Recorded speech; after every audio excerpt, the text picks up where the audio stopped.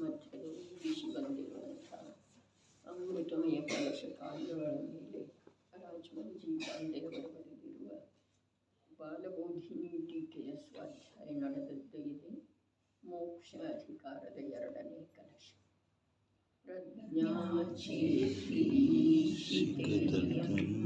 ಕಥಮಪಿ ನಿಪುಣೈ ಪಾಪಿತಾ ಸಾವಧಾನೈ ಸೂಕ್ಷ್ಮೈಷಂ ಸಂಧಿಬಂಧೇ ನಿಪತತಿ ರಭಸಾತ್ ಆತ್ಮಕರ್ಮೋಭಯಸ್ಯ ಆತ್ಮಾನಂ ಮಗ್ನಮಂತಃ ಸ್ಥಿರವಿಶದಲಸ ನಾಮಿ ಚೈತನ್ಯಪೂರೇ ಬಂಧಂ ಚಾಜ್ಞಾನಭಾವೇ ನಿಯಮಿತಮಭಿತಃ ಕುರ್ವತಿ ಭಿನ್ನ ಭಿನ್ನೋ.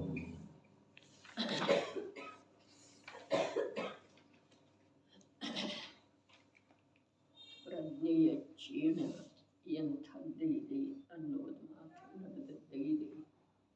ಅಭಿತಃ ಭಿನ್ನ ಭಿನ್ನವೂ ಕುರುವತಿ, ಸರ್ವಥಾ ಪ್ರಕಾರದಿಂದ ಜೀವವನ್ನು ಮತ್ತು ಕರ್ಮವನ್ನು ಬೇರೆ ಬೇರೆ ಮಾಡುತ್ತದೆ. ಯಾವ ಪ್ರಕಾರ ಭಿನ್ನ ಭಿನ್ನ ಮಾಡುತ್ತದೆ ಆ ಪ್ರಕಾರ ಹೇಳುತ್ತಾರೆ. ಚೈತನ್ಯ ಪೂರೇ ಆತ್ಮಾನಂ ಮಗ್ನಂ ಕುರುವತಿ ಅಜ್ಞಾನ ಭಾವೇ ಬಂಧಂ ನಿಯಮಿತಂ ಕುರುವತಿ. ಸ್ವಪರ ಸ್ವರೂಪ ಗ್ರಾಹಕವಿರುವಂಥ ಯಾವ ಪ್ರಕಾಶ ಗುಣವಿದೆ ಅದರ ತ್ರಿಕಾಲಗೋಚರವಾದ ಪ್ರವಾಹದಲ್ಲಿ ಜೀವದ್ರವ್ಯವನ್ನು ಏಕವಸ್ತು ರೂಪದಂತೆ ಸಾಧಿಸುತ್ತದೆ. ಭಾವಾರ್ಥವು ಈ ಪ್ರಕಾರವಿದೆ. ಶುದ್ಧ ಚೇತನ ಮಾತ್ರವು ಜೀವದ ಸ್ವರೂಪವಿದೆ ಎಂಬುದು ಅನುಭವದಲ್ಲಿ ಬರುತ್ತದೆ. ಪ್ರಜ್ಞಾಚೇಣದ ಕಾರ್ಯ ಬಸ್ ಶುದ್ಧ ಚೇತನ ಮಾತ್ರ ಯಾವ ಜೀವ ಇದೆ ಅದನ್ನು ಏಕರೂಪದಿಂದ ಅನುಭವ ಮಾಡುವುದೇ ಅದರ ಕಾರ್ಯ ಇದೆ. ದೃಷ್ಟಾಂತದೊಳಗ ಈ 2 ವಸ್ತುಗಳನ್ನು ಬೇರೆ ಮಾಡುವ ಸಲುವಾಗಿ ಚೇಣದ ಉಪಯೋಗ ಮಾಡಲಾಗುತ್ತದೆ ಅಂಥೇಳಿ ಹೇಳಿದರು. ಆದರೆ ಇಲ್ಲಿ ಈ 2 ವಸ್ತುವನ್ನು ಬೇರೆಯಂತೂ ಮಾಡಿತು, ಆದರೆ ಮಾಡಿದ್ದು ಪ್ರಯೋಜನ ಅಲ್ಲ. ಯಾವುದು ನಿಜ ವಸ್ತು ಇದೆ ಶುದ್ಧ ಚೇತನ ಮಾತ್ರ ಶುದ್ಧ ಚೇತನ, ಅದನ್ನೇ ಏಕವಸ್ತು ರೂಪದಿಂದ. ಇಲ್ಲಿ ಏಕವಸ್ತು ಯಾಕೆ ಹೇಳಿದರು? ಅದು ನಿಜವಾಗಿ ಅನೇಕ ಇದೆ. ಗುಣಭೇದಗಳಿಂದ ಮತ್ತು ಸಮಯ ಸಮಯದ ಪರ್ಯಾಯಗಳಿಂದ ಅನೇಕ ಇರುವೆಗಳೊಳಗೂ ಕೂಡ ಒಂದು ಚೇತನ ಪ್ರತಿಯೊಂದು ಗುಣ ಚೇತನ ಅನಂತ ಗುಣಗಳ ಸಮೂಹ ರೂಪದ ಅಭೇದ ದ್ರವ್ಯ ಚೇತನ. ಒಂದು ಚೇತನವೇ ಹೀಗಿದೆ, ಅನಂತ ಗುಣಗಳನ್ನು ಪ್ರತಿ ಸಮಯಕ್ಕಾಗುವಂಥ ಅನಂತ ಪರ್ಯಾಯಗಳನ್ನು ಏಕವಾಗಿಯೇ ಅನುಭವ ಮಾಡಿಸ್ತೀವಿ. ಒಂದು ಚೇತನನ ವಸ್ತುವಿನ ಸಮೀಪಕ್ಕೆ ಹೋಗಿ ನೋಡೋದ, ಒಂದು ಜಡ ಅನ್ನುವ ದೃಷ್ಟಿ ಈ ಅನಾದಿ ಪರಿಚಿತ ಪುದ್ಗಲಕ್ಕೆ ಸಂಬಂಧಿಸಿದ ಹಾಗೆ ನಮ್ಮಲ್ಲಿ ಉದ್ಭವ ಆಯಿತು ಅಂತಂದ್ರೆ ಅದರಲ್ಲಿ ಯಾವ ಆಕರ್ಷಣೆ ಹೆಚ್ಚು ಕಡಿಮೆ ಬೇಕು ಬೇಡ ಇರಲಿ ದೂರ ಮಾಡೋನು ಏನು ಉಳಿಯುವುದಿಲ್ಲ. ಬಸ್ ಒಂದು ಜಡ ಕೆಂಪು ಕಪ್ಪು, ಸಿಹಿ ಹುಳಿ, ಮೃದು ಕಠೋರ, ಇವೆಲ್ಲ ಭೇದಗಳ ಒಂದು ಜಡದೊಳಗೆ ಸಮಾವೇಶ ಮಾಡಿಬಿಟ್ರೆ ಯಾವ ಪ್ರಕಾರದ ವಿಕಲ್ಪಕ್ಕ, ಆಕುಲತೆಗೆ, ದುಃಖಕ್ಕ, ಬಂಧಕ್ಕ ಕಾರಣನ ಉಳಿಯುವುದಿಲ್ಲ. ಅದೇ ಪ್ರಕಾರ ಆತ್ಮನ ಸ್ವರೂಪವನ್ನು ಯಾವ ಅನೇಕ ಗುಣಗಳ ಮೂಲಕ ಕಥನ ಮಾಡಿ ಅನಂತ ಗುಣಾತ್ಮಕ ಅಂತ ಹೇಳಿದರು, ಅದು ಎಲ್ಲವನ್ನು ಒಂದರೊಳಗಿನ ತೆಗೆದುಕೊಂಡು ಬಿಡುವಂತಹ ಸಾಮರ್ಥ್ಯ ಒಂದು ಚೇತನ. ಜ್ಞಾನ ಇದೇನಿಲ್ಲ, ಶ್ರದ್ಧೆ ಇದೇನಿಲ್ಲ, ಈಶ್ವರತೆ ಇದೇನಿಲ್ಲ, ವೀರ್ಯ ಇದೇನಿಲ್ಲ. ಪರದಿಂದ ವಿಮುಖ ಯಾವುದು ಆಗುತ್ತಿದೆಯೋ ಅದು ವೀರ್ಯ ಇದೆ. ಪರದ ಅವಶ್ಯಕತೆಯಲ್ಲಿ ಬೀಳುವುದಿಲ್ಲವೋ ಅದು ಈಶ್ವರ ಇದೆ. ಅರೆ ಈ ಪ್ರಕಾರ ವೀರ್ಯ ಇದೆ, ಈಶ್ವರತೆ ಇದೆ, ಸ್ವಚ್ಛತೆ ಇದೆ, ಪ್ರಕಾಶ ಇದೆ, ಶ್ರದ್ಧೆ ಇದೆ. ಎಲ್ಲ ಇದ್ರೂ ಕೂಡ ಒಂದೊಂದರ ಮಹಿಮೆ ಅಗಣಿತ ಇದೆ, ಅಪಾರ ಇದೆ. ಅದರ ಒಂದು ಚೇತನದೊಳಗೆ ಸಮಾವಿಷ್ಟ ಆದ ನಂತರ ಅದರ ಅನುಭವ ಬೇರೆ ಇದೆ. ಪ್ರತಿಯೊಂದರ ಮಹಿಮೆ, ಈಶ್ವರತೆಯ ಮಹಿಮೆ, ವೀರ್ಯದ ಮಹಿಮೆ. ಅರೆ ಅನಾದಿ ಕಾಲದಿಂದ ಎಲ್ಲಿ ಬಿದ್ದು ಹೋಗ್ತಾ ಇತ್ತಲ್ಲ, ಎಲ್ಲಿ ಹೊರದೊಳಗೆ ಅದು ಬಿದ್ದು ಹೋಗದೆ ಸ್ವಭಾವದ ಕಡೆಗೆ ಧೈರ್ಯದಿಂದ ನೋಡೋದ, ಇದು ವೀರ್ಯ ಇದೆ. ಜ್ಞಾನ ತಿಳಿತಿದೆ, ಆದ್ರೆ ಏನು ಮಾಡೋದಿಲ್ಲ, ಅದಕ್ಕೆ ಕೈಯೆಲ್ಲ ಕಾಲಿಲ್ಲ, ಏನೂ ಇಲ್ಲ, ಬಸ್ ತಿಳಿತಿದೆ. ಕನ್ನಡಿ ಏನು ಮಾಡ್ತಿದೆ?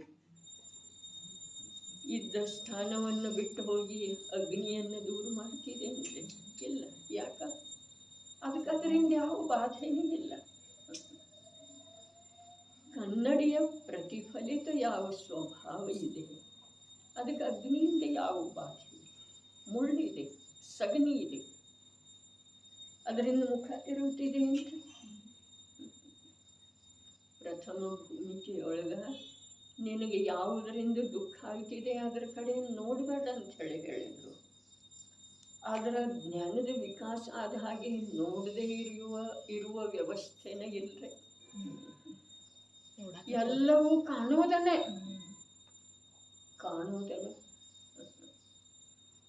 ಕಂಡ್ರೂ ಕೂಡ ಅದರಿಂದ ಅಲಿಪ್ತ ಉಳಿಯೋದ, ಅದರ ಜ್ಞಾನದ ಸ್ವಭಾವ ಇದೆ. ಅಲಿಪ್ತ ಉಳಿಯುವ ಕಾರ್ಯ ಯಾವುದು ಮಾಡ್ತಿದೆಯೋ ಅದು ವೀರ್ಯದ ಸ್ವಭಾವ. ಈ ಪ್ರಕಾರ ಒಂದೊಂದು ಗುಣದ ಪರಿಪೂರ್ಣ ಮಹಿಮೆಯನ್ನು ಅನಕ್ಷರ ರೂಪದ ದಿವ್ಯ ಧ್ವನಿಯ ಮೂಲಕ ಕೂಡ ಹೇಳುವುದು ಸಾಧ್ಯವಿಲ್ಲ. ಅಷ್ಟು ಮಹಿಮೆ ಒಂದೊಂದು ಗುಣದ ಇದೆ.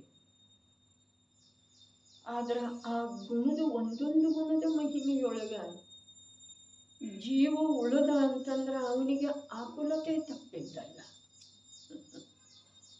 ಸ್ವಭಾವ ಇದೆ. ಆದರೆ ಅದನ್ನು ಭಿನ್ನ ಭಿನ್ನವಾಗಿ ಅನುಭವ ಅಥವಾ ತಿಳಿಯುವುದರೊಳಗೆ ಜ್ಞಾನ ಉಳಿತು ಅಂತಂದ್ರೆ ಆಕುಲತೆಯ ಅನುಭವ ಸರ್ವಾಂಗದೊಳಗ. ಅದರ ಸಲುವಾಗಿನ ಇಂಥ ಒಂದು ಅದ್ಭುತ ವ್ಯವಸ್ಥೆ ಒಂದು ಚೇತನದೊಳಗ ಎಲ್ಲ ಇದೆ. ಆದರೆ ಯಾವುದೂ ಮುಖ್ಯ ಇಲ್ಲ, ಎಲ್ಲವೂ ಮುಖ್ಯವೇ ಇದೆ. ಆದರೂ ಕೂಡ ಯಾವ ಒಂದು ಮೇಲೆದ್ದು ಬರುವ ಮಾತಿಲ್ಲ. ಎಲ್ಲವೂ ತಮ್ಮಲ್ಲೇ ಇದ್ದ ಒಂದು ಚೈತನ್ಯದ ಮೂಲಕ ಪ್ರತಿಯೊಂದರ ಅನುಭವ ಇದೆ ರೀ. ಒಂದು ಜಡದ ಮೂಲಕ ಸಂಪೂರ್ಣ ವಿಶ್ವದ ವಿಮುಖತೆ ಇದೆ, ತಿಳಿತಾ ಇದೆ. ಒಂದು ಜಡ ಅರಹಂತರ ಜಡ ಇದ್ದಾರೆ. ಅಂದ ನಂತರ ಅಲ್ಲಿ ಯಾವ ತೀರ್ಥಂಕರ ಪ್ರಶ್ನೆ ಬಂದಿದೆ. ಅರೆ ಆ ಅರಹಂತ ಪ್ರಭುವಿನ ಯಾವ ಆಕಾರ ಇದೆ,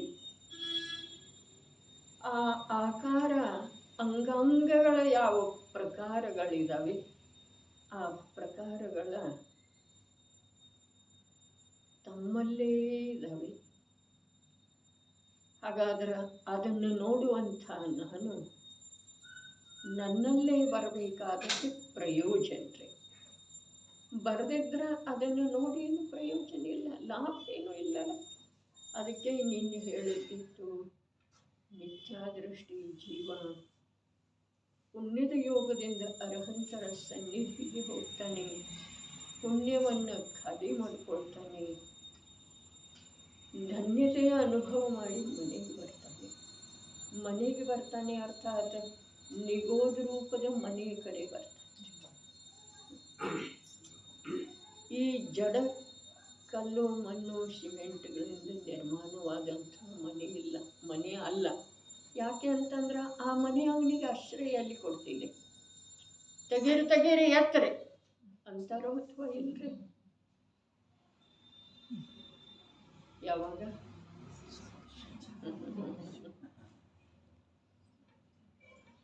ಅಂದ್ರೆ ಇವನಿಗೆ ಮತ್ತು ಇವು ಯಾವುದರ ಮೂಲಕ ಅದನ್ನೆಲ್ಲ ವ್ಯವಸ್ಥೆ ಮಾಡ್ತಾ ಇದ್ದನೋ ಅದಕ್ಕೂ ಅವಕಾಶ ಇಲ್ರಿ. ಆ ಜಡದೇಹಕ್ಕೆ ನಿನ್ನೆ ದಿವಸನೇ ಎಲ್ರಿಗೂ ಅಡುಗೆ ಮಾಡಿ ಹಾಕಿದ್ದಾಳೆ. ಆದರೆ ಇವತ್ತು ಮನೆಯಲ್ಲಿ ಇಟ್ಕೊಳ್ಳಿಕ್ಕೆ ತಯಾರಿ. ಇದನ್ನು ನೋಡಿದ್ದೀವಿ, ಮಾಡಿದ್ದೀರಾ? ಹೌದೇನಿಲ್ರಿ? ಹೆಣ್ಮಕ್ಳು ಭಾಳ ಅಳ್ಕತ್ರು, ಸರಿ ಮಾಡ್ತಾರೋ ಅಥವಾ ಇಲ್ರಿ? ಏನಿದೆ ರೀ? ಯಾವುದರ ಸಲುವಾಗಿ ಜೀವಂತೂ ತನ್ನ ಸರ್ವಸ್ವವನ್ನು ಸಮರ್ಪಣೆ ಮಾಡಿದ ಮತ್ತು ಯಾವುದರ ಮೂಲಕ ಕರ್ತವ್ಯ ಮಾಡಿದ, ಅವು ಎರಡಕ್ಕೂ ಅಲ್ಲಿ ಸ್ಥಾನ ಇಲ್ಲ. ಹಾಗಾದರೆ ನಮ್ಮದು ಮೂಲ ವಿಷಯ ಏನಿತ್ತು ನಿನ್ನೆ? ಮಿಥ್ಯಾ ದೃಷ್ಟಿನೂ ಮಂದಿರಕ್ಕೆ ಹೋಗ್ತಾನೆ, ಸಮ್ಯಕ್ ದೃಷ್ಟಿನೂ ಹೋಗ್ತಾನೆ. ಎಷ್ಟು ವ್ಯತ್ಯಾಸ? ಒಂದೇ. ಆ ಪುಣ್ಯ ಖರ್ಚು ಮಾಡಿ ಮೋಕ್ಷ ಮಾರ್ಗದೊಳಗೆ ಮುಂದುವರಿತಾನೆ, ಈ ಪುಣ್ಯ ಖರ್ಚು ಮಾಡಿ ಅನಂತ ಸಂಸಾರದೊಳಗೆ ಮುಂದುವರಿತಾನೆ. ಇದೇ ರೀ, ಇದುವೇ ಇದೆ. ಯಾಕೆ ಅಂತಂದ್ರೆ ಇವು ಧನ್ಯತೆಯ ಅನುಭವ ಮಾಡ್ತಾನೆ. ನಾನು ಧರ್ಮ ಮಾಡಿದ್ನಂತಾನೆ, ನಾನು ಒಳ್ಳೆಯ ಕಾರ್ಯ ಮಾಡಿದ್ನಂತಾನೆ. ಪ್ರಭುವಿನ ದರ್ಶನ ಒಳ್ಳೆಯ ಕಾರ್ಯ ಇದೆ ಏನಿಲ್ರಿ? ಇದೆ. ಆದರೆ ಯಾವಾಗ ಅನಾದಿ ಕಾಲದಿಂದ ಸ್ಥಗಿತಗೊಂಡಿರುವಂಥ ಕಾರ್ಯದೊಳಗೆ ರುಚಿ ಜಾಗೃತಾಗಿ ಅನಾದಿ ಕಾಲದ್ದು ಯಾವ ಪರಸನ್ಮುಖ ರುಚಿ ಇದೆ ಅದು ಸ್ವಲ್ಪ ಕಮ್ಮಿ ಆಯಿತು ಅಂತಂದ್ರೆ ಅದು ಒಳ್ಳೆ ಕಾರ್ಯ ಇದೆ ನೋಡ್ರಿ. ಇಲ್ಲ ಅಂತಂದ್ರೆ ಮಹಾಭಾಗ್ಯದಿಂದ ಅರೆ ಶತ್ರುವಿನ ಯೋಗ ಆಗ್ತಿದೆ, ಘೃಣಾಸ್ಪದವಾದಂಥ ಪದಾರ್ಥಗಳ ಮೇಲೆ ದೃಷ್ಟಿ ಹೋಗ್ತಿದೆ, ದುಃಖ ಖೇದ ಪಶ್ಚಾತ್ತಾಪ ಆಗುವಂತಹ ಶಬ್ದಗಳ ಕಿವಿಗೆ ಬೀಳ್ತವೆ. ಆದ್ರೆ ಆ ಭೀತರಾಗ ಪ್ರಭುವಿನ ದರ್ಶನ ದೃಷ್ಟಿ ಆ ಕಡೆ ಹೋಗ್ಬೇಕಾದ್ರೆ ಎಂಥ ಪುಣ್ಯ ಇದೆ, ಎಂಥದ್ದೇ ಇದೆ. ಆದ್ರೆ ಆ ಪುಣ್ಯ ಉದಯಕ್ಕೆ ಬಂದಿರೋ ವೇಳೆದೊಳಗ ಅರ್ಥಾತ್ ಸತ್ತಾದೊಳಗಿಂದ ಹೊರತು ಹೋಗ್ತಾ ಇರೋ ವೇಳೆದೊಳಗ ಈ ಜೀವ ಈ ಪುಣ್ಯ ಪಾಪದಿಂದ ರಹಿತ ಅರೂಪಿ ಚಿನ್ಮಾತ್ರ ಅಂತ ತತ್ವದ ಕಡೆಗೆ ಒಂದು ಸ್ವಲ್ಪ ವಿಕಲ್ಪಾತ್ಮಕ ಆತ್ಮೀಯತೆ ಬಂತು ಅಂತಂದ್ರೆ ಆ ಮಹಾನ್ ಪುಣ್ಯದ ಉಪಯೋಗ ಐತ್ರಿ. ಇನ್ನು ಇನ್ನೊಂದು ಸ್ವಲ್ಪ ಹೋಗೋಣ ವಿಷಯದೊಳಗೆ. ಯಾವ ಘೃಣಾಸ್ಪದ ವಸ್ತುವಿನ ಕಡೆಗೆ ದೃಷ್ಟಿ ಹೋಯಿತು ಆಗ ದ್ವೇಷ ಅಥವಾ ಜಿಗುಪ್ಸೆಯ ಭಾವ ಆಯ್ತು. ಹಾಗಾದ್ರೆ ಭಗವಂತನ ಕಡೆ ದೃಷ್ಟಿ ಹೋದ ನಂತರ ಪಾಪ ಪುಣ್ಯದಿಂದ ರಹಿತ ಜ್ಞಾತಾಭಾವ ಆಗ್ಬೇಕೆಂದ್ರೆ ಆಗ್ಬೇಕು. ಯಾಕೆಂತಂದ್ರೆ ಅವರು ಪಾಪ ಪುಣ್ಯದಿಂದ ರಹಿತ ದಶೆಯನ್ನ ಪ್ರಕಟಪಡಿಸಿಕೊಂಡಿದ್ದಾರಲ್ಲ, ಆ ದಶಾವಿಶೇಷದಿಂದ ಮೂರು ಲೋಕದೊಳಗೆ ಅವ್ರದ್ದು ಮಹಿಮೆ ಇದೆ. ಪುಣ್ಯದಿಂದ ಇಲ್ಲ, ಪರಮವಧಾರಿಕ ದೇಹದಿಂದ ಇಲ್ಲ, ಸಮೋಸರಣದಿಂದ ಇಲ್ಲ. ಅವ್ರ ಮಹಿಮೆ ಯಾವುದರಿಂದ ಇದೆ? ವೀತರಾಗತಿಯಿಂದ ಇದೆ.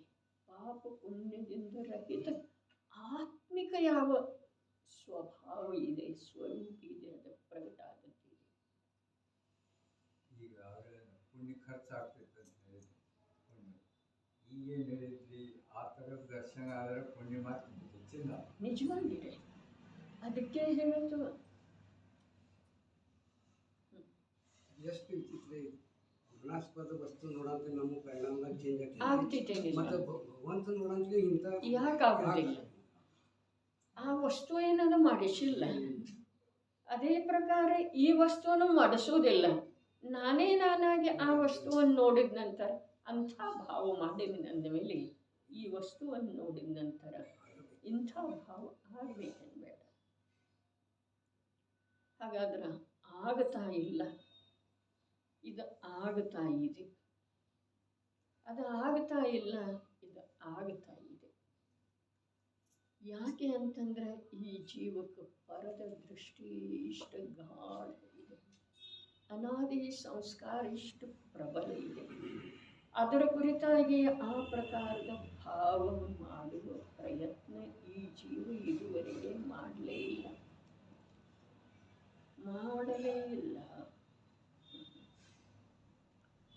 ಅರೆ ಕರ್ಮಚೇತನ ಆಗೋದಿದೆ ರೀ, ಕರ್ತೃತ್ವ ಶಕ್ತಿಯ ಪ್ರಯೋಗ ಮಾಡೋದಿದೆ ರೀ ಈ ಭವದೊಳಗ.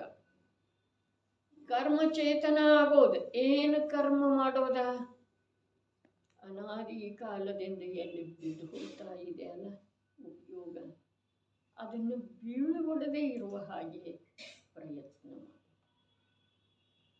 ಅನಾದಿ ಕಾಲದಿಂದ ಯಾವ ಸ್ವಭಾವದಿಂದ ವಿಮುಖತೆ ಇದೆಯಲ್ಲ, ಅಲಕ್ಷ್ಯ ಇದೆಯಲ್ಲ ಸ್ವಭಾವದ ಕುರಿತಾಗಿ, ಅದರ ಕುರಿತು ಸ್ವಲ್ಪ ಜಾಗೃತಿ, ರುಚಿ.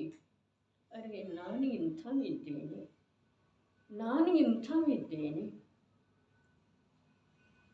ಎಂಥ ಈ ದೇಹದೊಳಗೆ ಇದ್ರೂ ಕೂಡ ದೇಹವನ್ನು ಒಂದು ಸಮಯ ಕೂಡ ಸ್ಪರ್ಶ ಮಾಡಿ, ದೇಹದ ಮೂಲಕ ಕಾರ್ಯ ಮಾಡ್ತೇನೆ ಅಂತ ಇರುವುದರೊಳಗೂ ಕೂಡ ನಾನು ಬರೀ ಆ ಮಾಡುವ ವಿಕಲ್ಪದೊಳಗನ ತನ್ಮಯ ಇದ್ದೇನೆ. ದೇಹದ ಕಾರ್ಯ ದೇಹದ ಸಾಮರ್ಥ್ಯದಿಂದ ನಡೆದಂತ ಇದೆ. ಧನ ಸ್ವಯಮೇವ ಬರ್ತಾ ಇದೆ, ಸ್ವಯಮೇವ ಹೋಗ್ತಾ ಇದೆ. ಎಲ್ಲಿಯವರೆಗೆ ಜಡ ಚೇತನಗಳ ಈ ಪ್ರಕಾರದ ಪರಮ ಸ್ವತಂತ್ರತೆ, ಜಡ ಚೇತನಗಳ ಜಡ ಬಹಳ ಇದ್ದಾವೆ, ಚೇತನನಾದ ನಾನು ಒಬ್ಬನೇ ಇದ್ದೇನೆ, ಒಬ್ಬನೇ. ಹಾಗಾದ್ರೆ ಒಬ್ಬನೇ ಇದ್ರೂ ಕೂಡ ಆ ರಾಶಿಗೆ, ಜಡದ ರಾಶಿಗೆ ನಾನು ಭಾರಿ ಇದ್ದೇನೆ. ಅದು ರಾಶಿ ಒಂದೇ ಸಲ ನಿರ್ಣಯ ಆಯಿತು ಅಂತಂದ್ರೆ ಯಾವ ಮಾತು ಉಳಿಯುವುದಿಲ್ಲರಿ. ಅಲ್ಲಿ ವಯಸ್ಸಾಯಿತು ಮಾತೇ ಇಲ್ಲ. ಇದೇನ್ರಿ ರೋಗ ಬಂತು, ದುರ್ಬಲತೆ ಬಂತು, ಪರಾಧೀನತೆ ಬಂತು. ಅರೆ ಅನಾದಿಯಿಂದ ಪರಾಧೀನತೆಯೊಳಗನೆ ನೀನು ದುಃಖಿಯಾಗ್ತಾ ಇದ್ದೀಯ. ಅದರದ್ದು ಹೇಗೆ ಯೋಗ್ಯತೆ ಇದೆಯೋ ಹಾಗೆ ಅದರದ್ದು ಆಗೋದಿದೆ. ಅದರ ಸಬಲ ಇರುವೆಳೆದೊಳಗೂ ಕೂಡ ನನ್ನಿಂದ ಭಿನ್ನನೇ ಇತ್ತು. ದುರ್ಬಲ ಆದ ಮೇಲೆ ಕೂಡ ಅದು ನನ್ನಿಂದ ಭಿನ್ನನೇ ಇದೆ. ಅದನ್ನು ಸಬಲ ನಾನು ಮಾಡಿರಲಿಲ್ಲ, ಅದು ನನ್ನ ಸಲುವಾಗಿ ಸಬಲ ಇರಲಿಲ್ಲ. ಜಡವನ್ನು ಜಡ ರೂಪದಿಂದ ಸ್ವೀಕಾರ ಮಾಡಿದ್ರೆ ಇಡೀ ವಿಶ್ವ ಎಲ್ಲ ಕಾಲು ಕೆಳಗೆ ಬಂದುಬಿಡ್ತಿದೆ. ಸ್ವಲ್ಪ ಶಬ್ದ ಒಳ್ಳೇದಿಲ್ದಿದ್ರೂ ಅಪ್ರಶಸ್ತ ಅನ್ನಿಸಿದ್ರೂ ಕೂಡ ಪ್ರಶಸ್ತ ಮಾಡ್ಕೊಳ್ಳೋದು. ಪ್ರಶಸ್ತ ಅರ್ಥ ಮಾಡಿಕೊಳ್ಳುತ್ತಾರೆ. ಇಡೀ ವಿಶ್ವ ಧನ, ವೈಭವ, ಖ್ಯಾತಿ, ಮನ್ನಣೆ ಎಲ್ಲ ಎಲ್ಲಿ ಕಾಲು ಕೆಳಗೆ. ಅರೆ ಅದ್ಯಾವುದರಿಂದನೂ ನನಗೆ ಏನು ಪ್ರಯೋಜನ. 6ನೇ ಕಲಶದೊಳಗೆ ಹೇಳಿದಾರಲ್ಲ, ನಮಗಿದು ಒಂದೇ ಸಾಕು. ಈ ಶುದ್ಧನೆಯದ ವಿಷಯನಾದಂಥ ಶುದ್ಧಾತ್ಮನೊಬ್ಬನೇ ಸಾಕು, ಇನ್ನೇನು. ಆ ಪಕ್ಷಾತಿಕ್ರಾಂತನಾದಂಥ ಶುದ್ಧಾತ್ಮನೊಬ್ಬನೇ ನಾನು. ಯಾವ ಪಕ್ಷ ಇಲ್ಲ. ನಾನು ಶುದ್ಧಿದ್ದೇನೆ ಅನ್ನೋ ಪಕ್ಷ ಇಲ್ಲ. ಶುದ್ಧ ಆಗಬೇಕು ಅರ್ಥಾತ್ ಅಶುದ್ಧತೆಯ ಸ್ವೀಕಾರ. ಶುದ್ಧ ಇದ್ದೇನೆ ಅದರೊಳಗೆ ಕೂಡ ಒಂದು ಪ್ರಕಾರದಿಂದ ಶುದ್ಧತೆಯ ಅನುಭವ ಆಗದೇ ಇರುವುದರಲ್ಲಿ ವ್ಯತ್ಯಯ. ಅದರ ಸಲುವಾಗಿ ಪಕ್ಷಾತಿಕ್ರಾಂತಿ ಮೋಕ್ಷಪಗೆ ಅಪ್ಪಾನಂ ಥವೇಹಿ. ಮೋಕ್ಷ ಮಾರ್ಗದೊಳಗೆ ತನ್ನನ್ನು ಸ್ಥಿರ ಮಾಡೋದಿದೆ. ಸಂಸಾರ ಮಾರ್ಗದೊಳಗಂತೂ ಅನಂತ ಅನಂತ ಅನಂತ ಅನಂತ ಕೋಟಲೆಗಳು ಆಗಿರುವುದು ದುಃಖದ ಕೋಟೆ. ಮೋಕ್ಷಪಹೆ ಮೋಕ್ಷದ ಪಂಥದೊಳಗ ಪಥದೊಳಗ ಮಾರ್ಗದೊಳಗ ಬಹಳ ನಿಧಾನಕ್ಕಾಗಲಿ ಅದರ ಒಂದು ಸಲ ಮಾರ್ಗದೊಳಗೆ ನಿನ್ನನ್ನು ನೀನು ಸ್ಥಾಪನೆ ಮಾಡ. ಬೇರೆ ಯಾವುದೂ ಅಪೇಕ್ಷೆ ಇಲ್ಲ.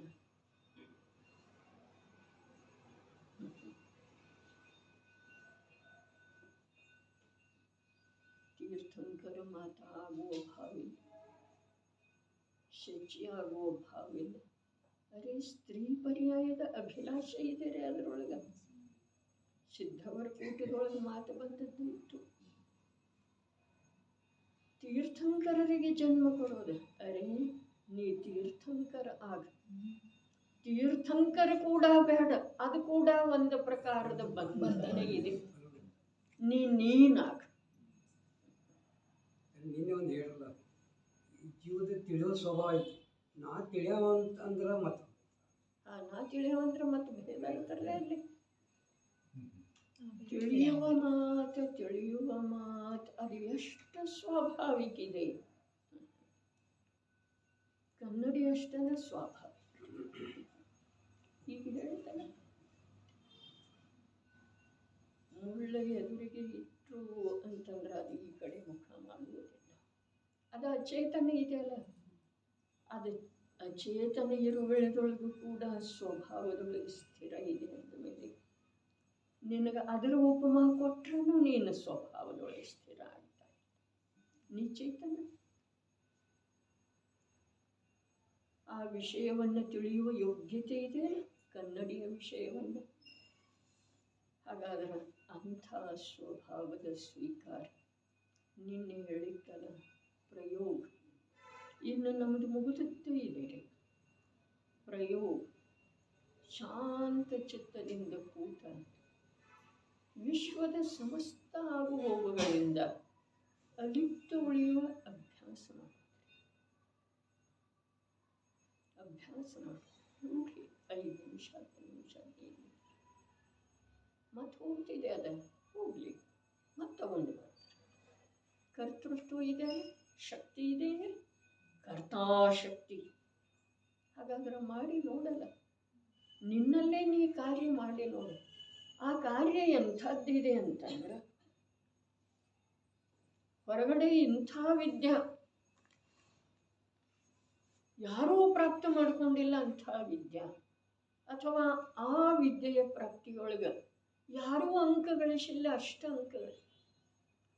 ಆದರೆ ಪ್ರಭು ಅನಾದಿ ಕಾಲದಿಂದ ನಿನ್ನನ್ನು ನೀನು ತಿಳಿಯದೇ ಇರುವಂಥ ಯಾವ ಮಾತು ಆಗಿದೆಯಲ್ಲ, ಆ ತಿಳಿಯುವ ವಿದ್ಯೆ ಈಗ ಪ್ರಾಪ್ತ ಮಾಡ್ಕೊ. ಅದು ಎಂಥದ್ದು ಇದೆ ಅಂತಂದ್ರೆ ಲಕ್ಷ್ಯಕ್ಕೆ ಬರ್ತಾ ಇಲ್ಲ ನಮಗೆ. ಅನಂತ ಪರಾಧೀನತೆಯಿಂದ ಪರಿಮುಕ್ತ ಮಾಡುವಂಥ ಪರಾಧೀನತೆಯೊಳಗೆ ಎಂಥ ದುಃಖ ಇದೆ. ಪ್ರೀತಿಯಿಂದ ದಾರಿ ಕಾಯ್ತಾ ಇರ್ತಾಳೆ ನವವಿವಾಹಿತ ಪತ್ನಿ ತನ್ನ ಪ್ರಿಯ ಪತಿ. ಅದು ಪರಾಧೀನತೆ ಇದೆ, ಅದರೊಳಗೆ ಎಂಥ ದುಃಖ ಇದೆ ಅನ್ನೋದು ಈ ಜೀವಕ್ಕೆ ಲಕ್ಷ್ಯದೊಳಗೆ ಏನಿದೆ. ಮನೋಹರ ಇದೆಯಲ್ಲ, ಅದು ನವವಿವಾಹಿತ ಒಬ್ಬರಿಗೊಬ್ಬರು ಪ್ರಾಣ ಕೊಡುವಂಥವರಿದ್ದಾರೆ. ಅವನಿಗೆ ಬೇಕಾಗಿರುವಂತಹ ಪಕ್ವಾನ್ನಗಳನ್ನು ಮಾಡಿ ದಾರಿ ಕಾಯ್ತಾ ಇರ್ತಾನೆ. ಪರಾಧೀನತೆ ಇದೆ, ಸ್ವಾಧೀನತೆ, ದುಃಖ ಇದೆ, ಅಷ್ಟ ಇಷ್ಟ ಇದೆ, ಅಪರಿಮಿತಿ ಇದೆ. ಶಬ್ದ ರೂಪದಿಂದ ನಮಗೆ ತಿಳಿತಾ ಇದೆ, ಆದರೆ ಆ ಶಬ್ದದ ಗರ್ಭದೊಳಗಿರುವಂತಹ ಭಾವ ಹಸನಾಗಬೇಕು. ಎಂಥ ಪರಾಧೀನತೆ.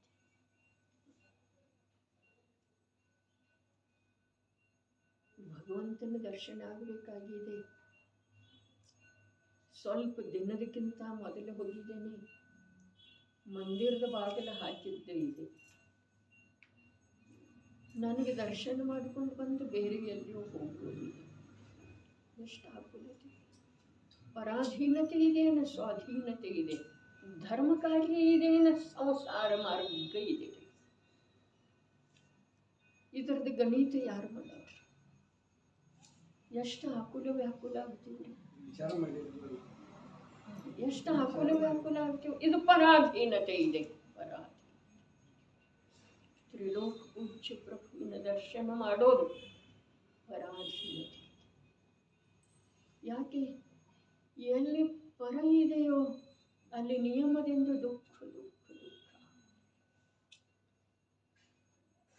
ಇವೆಲ್ಲ ಬಂಧದ್ದು, ಮಹಾಬಂಧ. ಮುಂದೆ ಅವನು ಬಂದರೆ ಪುರೋಹಿತ ಬಾಗಲ ತೆಗೆದ ನಂತರ ಇವನು ಗಡಬಡಿಸಿ ಒಳಗೆ ಹೋದ ನಂತರ ಇವನಿಗೆ ದರ್ಶನ ಇಷ್ಟ ಆಯಿತು. ಭ್ರಾಂತಿ ರೂಪದರೆ ಕಾಲ್ಪನಿಕರ ಶಾಂತಿ ಎಷ್ಟಾಯ್ತು ಹೇಳಿ, ನಿಜವಾದ ಶಾಂತಿ ಬೇಡ. ಇಲ್ಲ, ಭ್ರಾಂತಿ ರೂಪದರೆ ಆಗ್ತಿತ್ತು. ಭ್ರಾಂತಿ ರೂಪದರೆ ಅಂತಂದ್ರೆ ಮನೆಗೆ ಬಂದು ಅವಿನ ಪಂಡಿತ್ ಬಾಗ್ಲನ್ನ ತೆಗಿಲಾಗಿತ್ತು, ಹೇಳ್ತಾನೆ ಇರಲಿಲ್ಲ. ಅದು ವಿಕಲ್ಪ, ಅಳಶ್ಯ. ಭ್ರಾಂತಿ ರೂಪದ್ದು ಕೂಡ ಶಾಂತಿ ಅವನಿಗಾಗಲಿಲ್ಲ.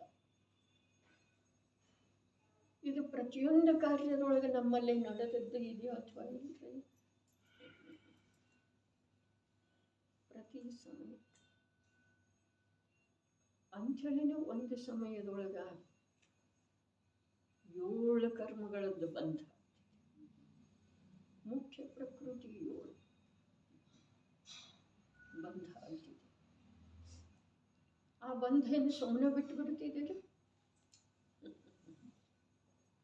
ಅದನ್ನೆಲ್ಲ ಭೋಗಿಸಲೇಬೇಕಾಗೋದು, ಯಾವಾಗೂ ಬಿಡುವುದಿಲ್ಲ. ಅದಷ್ಟು ಪ್ರಾಮಾಣಿಕ ಇದೆ.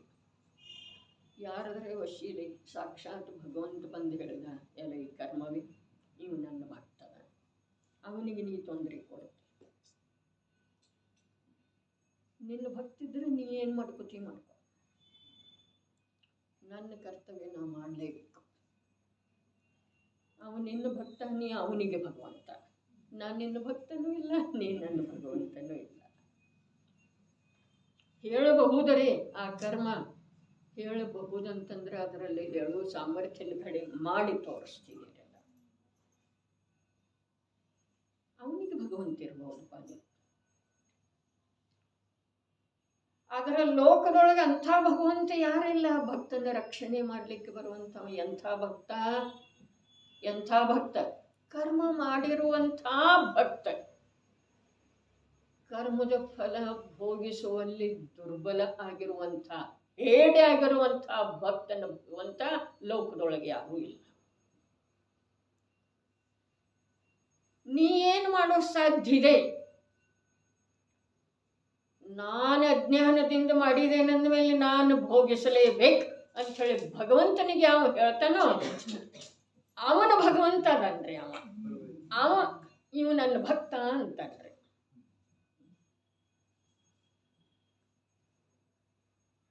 ನೀ ನಿನ್ನ ಕಾರ್ಯ ಮಾಡ, ನಾ ಪುರುಷಾರ್ಥದಿಂದ ನಿನ್ನ ಹಾಗೆ ಆಗಲಿಕ್ಕೆ ನೋಡ್ತೇನೆ. ನನ್ನ ಕರ್ಮ ನಾಶ ಮಾಡುವ ಸಲುವಾಗಿ ನೀವು ವಿಚಾರ ಮಾಡಬೇಡ.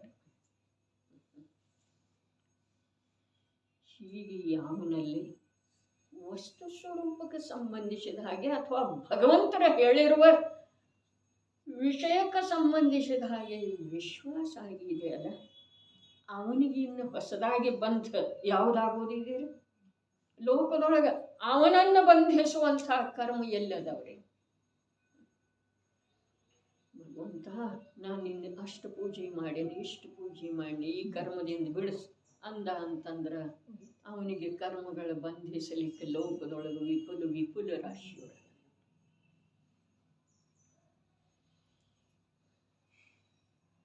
ವಸ್ತು ವ್ಯವಸ್ಥೆ ಇಷ್ಟು ಸುಂದರ, ಕರ್ಮದ ಸ್ವಭಾವ ಇಷ್ಟು ಪ್ರಾಮಾಣಿಕ. ಇದನ್ನೆಲ್ಲ ತಿಳಿದ ನಂತರ ಜ್ಞಾನಮಯ ಜೀವ ಯಾವ್ಯಾವ ರೀತಿ ಸುಧಾರಣೆ ಆಗಬೇಕ್ರೆ? ಎಲ್ಲ ರೀತಿಯಿಂದ ಆಗ್ಬೇಕು.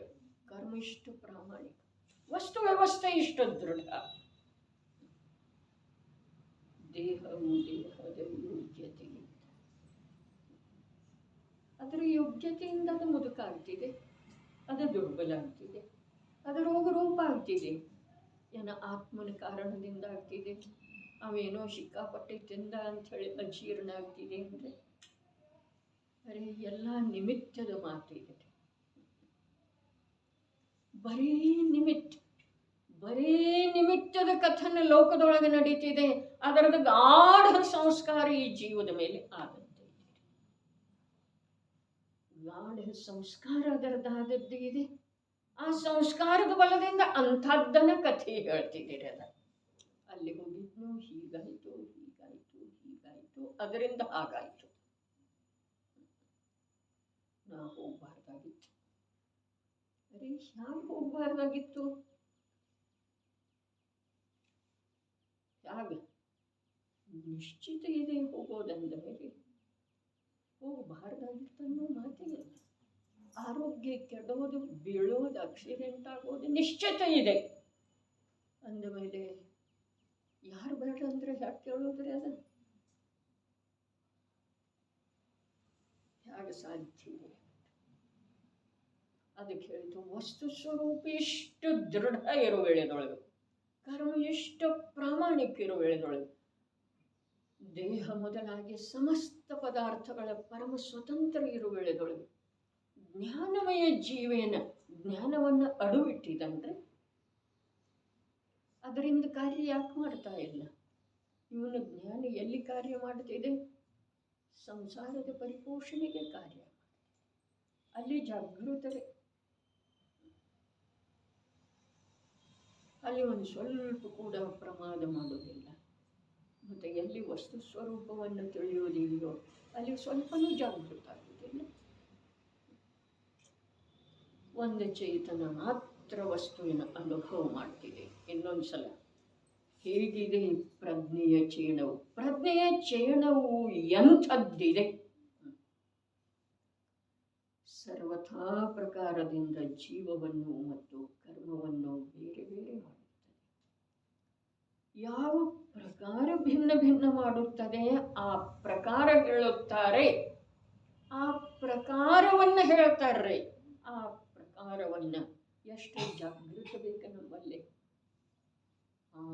ಮುಖ್ಯ ಪಾತ್ರ ಬರ್ತಾ ಇದೆ ಅಂಥೇಳಿ ನಾಟಕದೊಳಗ ಅವ್ನು ಹೇಳುವಂಥವ ಅಂತಂದ್ರೆ ಅಳ್ತಾ ಕೂತಾನೇನ್ರಿ ಅವ ನೋಡ್ಲಿಕ್ಕೆ ಹೋದಾಗ ಆ ಮಗು ಅಳ್ತಾ ಇತ್ತಂದ್ರೂ ಅದರ ಬಾಯಿ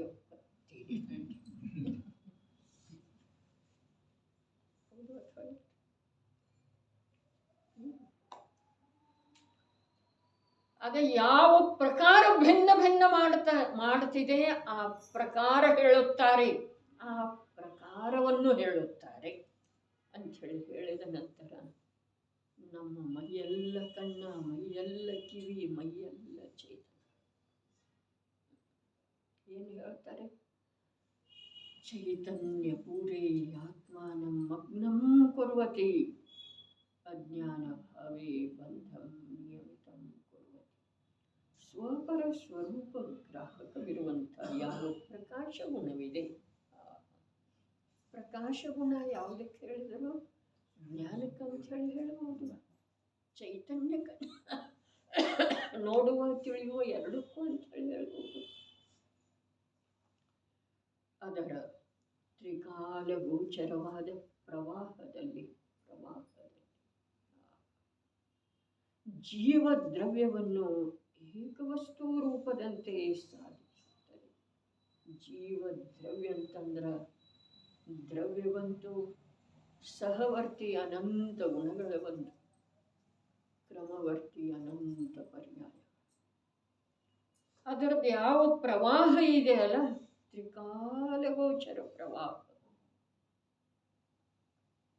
ತ್ರಿಕಾಲಗೋಚರ ಪ್ರವಾಹ. ಭವಾವಳಿ ಹೇಳ್ತಾರೆ ಪ್ರಥಮಾನುಯೋಗದೊಳಗೆ. ಅಲ್ಲಿ ಏನು ತಿಳ್ಕೊಳ್ಳೋದಿದೆ? ಜೀವಿದೆ. ಇಲ್ಲಿಂದ ಸತ್ತ ಸ್ವರ್ಗಕ್ಕೆ ಹೋದ, ಸ್ವರ್ಗದಿಂದ ಚ್ಯುತಾದ ಅಯೋಧ್ಯ ನಗರಿಯೊಳಗೆ ಬಂದ. ಈ ಪ್ರಕಾರ ಹೇಳ್ತಾರಲ್ಲ, ಅದೇನಿದೆ ರೀ? ಪ್ರವಾಹ ರೂಪದಿಂದ ಜೀವ ಜೀವ ಜೀವ ತ್ರಿಕಾಲಗೋಚರ. ಜೀವ ಯಾವಾಗ ಯಾವ ಅವಸ್ಥೆಯೊಳಗ, ಯಾವ ಭವ ಪರಿವರ್ತನದೊಳಗ, ಯಾವ ಭಾವ ಪರಿವರ್ತನದೊಳಗ, ಯಾವ ಕ್ಷೇತ್ರ ಪರಿವರ್ತನದೊಳಗ, ಯಾವ ಕಾಲ ಪರಿವರ್ತನದೊಳಗ ಅಜೀವಾಗಿ ಹೋಗಿದಂತೆ. ಮನುಷ್ಯದ್ದವನು ದೇವಾದ, ತಿರಿಯಂಚಾದ, ಹುಳುವಾದ, ಕ್ರಿಮಿಯಾದ, ಕ್ರೂರ ಪಶು ಆದ, ವಿಷಸರ್ಪ ಆದ. ಆದ್ರೆ ಜೀವದನೇನು ಸರ್ಪ ಆದರೆ, ಹುಳು ಅದನೇನು ಜೀವಿದಾನೆ, ನಾರಕಿ ಇದ್ದಾನೇನು ಜೀವಿದಾನೆ, ಕ್ರೋಧಿ ಇದ್ದಾನೇನು ಜ್ಞಾನಮಯ ಇದ್ದಾನೆ. ಎಂಥದ್ದೇ ಸುಂದರ ಅಥವಾ ಅಸುಂದರ ದೇಹದೊಳಗಿದ್ರನು ರೂಪಿ ಇದ್ದಾನೇನು ರೂಪಿ ಆದರೆ, ಅದಕ್ಕೆ ತ್ರಿಕಾಲ ಗೋಚರ. ಈ ವ್ಯಂಜನ ಪರ್ಯಾಯದ ಮಾತಿದೆಯಲ್ಲ, ವ್ಯಂಜನ ಪರ್ಯಾಯ. ಈ ಪರ್ಯಾಯದ ಮೂಲಕ ಯಾರು ಕಾಣಿಸ್ತಾ ಇದ್ದಾರೆ? ಇಂದ್ರಿಯ ಗೋಚರ ಅಂತ ಹೇಳಿದಾರ್ರಿ. ನಿಯಮಸಾರ ನಾಳೆ ಬರೋದಿದೆಯಲ್ಲ. ವ್ಯಂಜನ ಪರ್ಯಾಯ ಅರ್ಥಾತ್ ಜೀವ ಮನುಷ್ಯ ರೂಪದಿಂದ ಇಂದ್ರಿಯ ಗೋಚರ, ಚಕ್ಷು ಗೋಚರ್ರೆ. ಹಾಗಾದ್ರೆ ಇಲ್ಲ. ಆದರೆ ಇದರೊಳಗೆ ಯಾವುದೇ ಚೈತನ್ಯದ ಅಂಶ ಇದೆಯಲ್ಲ, ಆ ಚೈತನ್ಯದ ಅಂಶ ಮನುಷ್ಯ ಯಾವುದಿದೆ ರೀ? ಈ ಜಡ ಏನ ಚೈತನ್ಯ ರೀ, ಚೈತನ್ಯನ. ಆ ಚೈತನ್ಯ ಹೋಯ್ತು ಅಂತಂದ್ರೆ ಇದು ಮನುಷ್ಯ ಅಲ್ಲ, ಇದಕ್ಕೆ ನಾಮನೂ ಇಲ್ಲ, ಇದು ಶವ, ಹೆಣ. ಹಾಗಾದ್ರೆ ಮನುಷ್ಯ ರೂಪದಿಂದ, ದೇವ ರೂಪದಿಂದ, ನಾರಕಿ ರೂಪದಿಂದ, ಹುಳು ಪಡಿ ಕ್ರಿಮಿ ಪಶುವಿನ ರೂಪದಿಂದ ಕಾಣಿಸ್ತಾ ಇರೋದು ತ್ರಿಕಾಲ ಗೋಚರ ಯಾವುದ? ಜೀವ. ಪ್ರಥಮಾನುಯೋಗದೊಳಗೆ ಭವಾವಳಿಯ ಮೂಲಕ ತೋರಿಸಿಕೊಟ್ಟದ್ದ ಭವಗಳನ್ನು ಅಥವಾ ಭವಧಾರಣ ಮಾಡ್ತಾ ಇರುವಂಥವನನ್ನ, ಭವಧಾರಣ ಮಾಡ್ತಾ ಇರುವಂಥವನನ್ನು ತೋರಿಸಿದರು. ಆದ್ರೆ ಅದರ ಮೂಲಕ ನಿನ್ನ ಭವದ ಅಭಾವ ನೀನು ಮಾಡಬೇಕಾಗಿದೆ ಅನ್ನುವ ಸಂದೇಶವನ್ನು ನೀಡಿದರು. ಆದ್ರೆ ಅದನ್ನು ಇವು ನೋಡಲಿಲ್ಲ, ಆ ಸಂದೇಶವನ್ನು ಇವು ಕೇಳಲಿಲ್ಲ. ಇವು ನೋಡಿದ್ದ ಆ ಭವ ಸ್ವರ್ಗದೊಳಗೆ ಹೋದ. ಸರ್ವಾರ್ಥ ಸಿದ್ಧಿಯಿಂದ ಬಂದ.